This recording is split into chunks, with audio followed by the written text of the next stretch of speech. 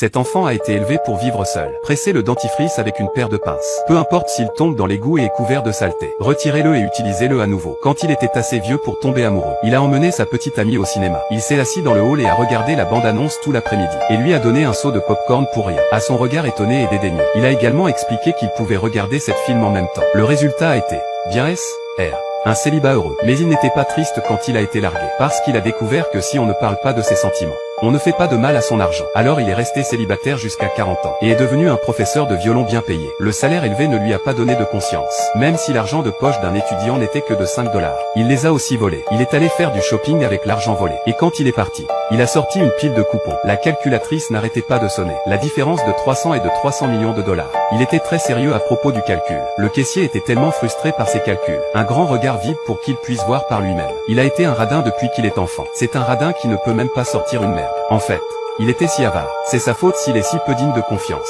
Avant même que Jerry ne soit né, les dépenses excessives de son père. Il avait une énorme dette. Et cela a conduit Jerry à passer le reste de sa vie. Jerry a passé le reste de sa vie à défendre la cause des anticonsommateurs. Il a passé le reste de sa vie en tant qu'anticonsommateur. Mais grâce à ses compétences de radin, Jerry n'a pas seulement payé ses dettes. Il a également économisé des millions. Avec l'argent, Jerry avait encore plus peur de le dépenser. Il a ensuite suivi un cours de 3e cycle à l'université de Chipskate. Ses collègues ont discuté pour récolter des fonds afin d'acheter un cadeau pour un enseignant qui part à la retraite. Jerry l'entend et court plus vite que Superman. Il ne pouvait pas se permettre de prendre le bus et de rentrer à pied. Un collègue aimable le dépose en chemin. Il est descendu du bus et a pris les frites. Il rentre chez lui et fait frire un steak périmé du supermarché, avec du ketchup de 82 ans, avec l'appui des lampadaires à l'extérieur de la fenêtre. Des nerfs gratuits. Servi avec une sauce tomate de 82 ans d'âge, soutenu par les lampadaires à l'extérieur de la fenêtre. Pour un nerfs sans frais. Jerry est bien connu dans le quartier. Il y a même un fan club qui a pulvérisé, peindre à la bombe des graffitis sur les murs. Quand il rencontre des fans sur la route, il OIT également des salutations amicales internationales. Jerry est peut-être un peu casse-pied. Le talent musical de Jerry est incroyable.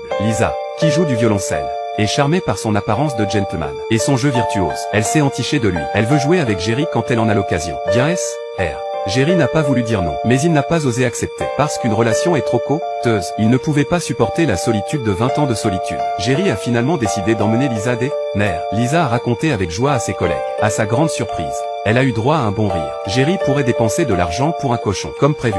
Les collègues de travail ont ri pour avoir ce repas pour rien. Jerry s'était donné beaucoup de mal. Le millionnaire avait peur de dépenser de l'argent pour la nourriture. C'est la risée de tous. De toute évidence, Jerry savait que cela serait vu. Il a donc trouvé un moyen de ne pas payer la facture. Alors, sous prétexte d'aller aux toilettes, il a fait quelque chose à l'extincteur. En fin de compte, non seulement il a réussi à se sortir de la loi, et il a eu une douche gratuite. Jerry est connu pour être riche mais bon marché. Il ne voulait pas payer pour un nerfs avec sa future petite amie Lisa. Il est donc allé dans un restaurant appartenant à un parent d'élève. Il fait chanter les parents avec les notes de leurs enfants, ouvertement et secrètement. Il obtient donc un sponsor réticent. Mais Jerry ne peut pas imaginer. Lisa est aussi une femme étrange. Elle est allergique aux pâtes. Jerry n'avait pas d'autre choix que de prendre. Il a emmené Lisa dans un restaurant de fruits de mer. Regardez les prix sur le menu. Il voulait découper sa propre viande et la donner à Lisa. Il fait semblant d'être calme et commande le moins cher pour stabiliser la situation. Finalement, il trouve une astuce pour échapper au projet de loi. Jerry traite tout le monde de la même façon. On jouait au poker avec son ex-copine il y a 20 ans. Je n'ai même pas pris la peine d'acheter un parapluie. Il a utilisé un produit périmé du supermarché. Il s'est retrouvé avec une fille d'un seul coup. Et maintenant sa fille Anna vient à lui.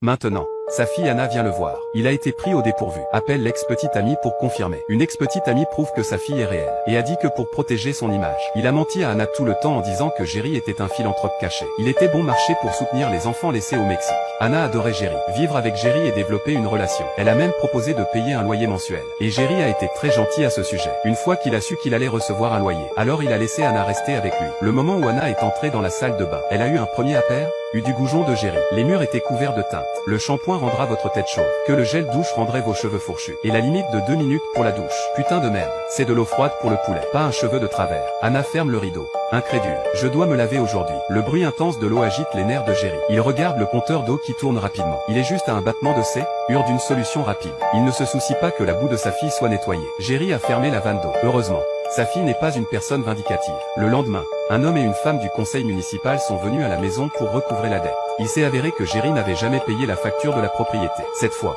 quand ils sont venus en vitesse. Il n'avait pas d'autre choix que de faire des compromis. Il s'était né pour avoir le chèque. Quand il est sorti, il a été choqué par ce qu'il a vu. Jerry avait demandé à un homme de 80 ans de réparer son toit. Il conduisait sans vergogne sa voiture pour aller travailler. C'est le genre de gars qui profite des gens. Les voisins pensaient qu'il était un philanthrope. Il s'avère qu'il y a juste un jour, les voisins étaient convaincus que c'était un philanthrope. Anna, la fille de Jerry, en avait assez du cynisme des voisins à propos de Jerry. La raison de la porte de Jerry a été justement énoncée. Qu'est-ce que tu sais? Tout l'argent que mon père économise va aux enfants restés au Mexique. Quand Jerry a récupéré le chèque, l'attitude des voisins a pris un virage à 180 degrés. C'est bon, vous n'avez pas à payer. Nous avions tort à votre sujet. Et donc Jerry a été traité avec respect et louange. Jerry était ainsi respecté et loué. Mais il n'a pas expliqué. Au lieu de cela, il a renvoyé les voisins avec un sourire, et s'est précipité pour éteindre les lumières de la maison. Il s'avère qu'il y a un prix à payer pour jouer les durs à cuire. Le voisin d'un accent grave a fait faillite. Savoir que Jerry était un philanthrope caché, et a amené ses 6 enfants. Et il est venu chez Jerry pour rien. Anna les a accueillis à bras ouverts, et a trouvé l'argent personnel de Jerry. Elle voulait le leur donner. Jerry,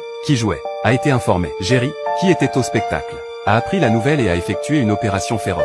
Jerry s'est précipité à la maison et a vu la scène devant lui. Ses yeux sont devenus noirs et il a perdu connaissance. L'argent que ses enfants avaient gagné, probablement plus qu'il n'en a eu en 40 ans combiné. Jerry a réussi à se réveiller. Lisa lui annonce une autre nouvelle. Elle admirait Jerry pour son travail caritatif discret. Elle l'invitait à l'accompagner à un dîner de charité. Jerry est paniqué par la nouvelle. Y aller signifierait faire un don. Mais la persuasion de Lisa était trop forte. Jerry y est allé quand même. Avec la fête qui bat son plein. Jerry a donné 3000 $ en fanfare. Mais quand il est sorti de scène, il a couru aux toilettes et a déchiré le chèque qu'il venait de faire. Il ne se doutait pas qu'Anna ramasserait le chèque déchiré. C'est alors qu'Anna a réalisé que son père était un radin complet et total. Elle était sidée, qu'elle s'est enfuie de chez elle. Anna a disparu et Jerry est désespéré. Il a regardé partout. Il ne s'attendait pas à la voir à l'hôpital. Il s'avère qu'Anna a une grave maladie rénale. Elle savait qu'il ne lui restait plus beaucoup de temps. C'est pourquoi elle est venue en Jerry pour expérimenter la paternité. Jerry a toujours pensé que sa fille en avait après son argent. Maintenant qu'il connaissait la vérité, il était honteux mais reconnaissant. Il pouvait lui donner le rein qu'il voulait, tant qu'il n'avait pas à le payer. Jerry a donné un de ses reins à sa fille.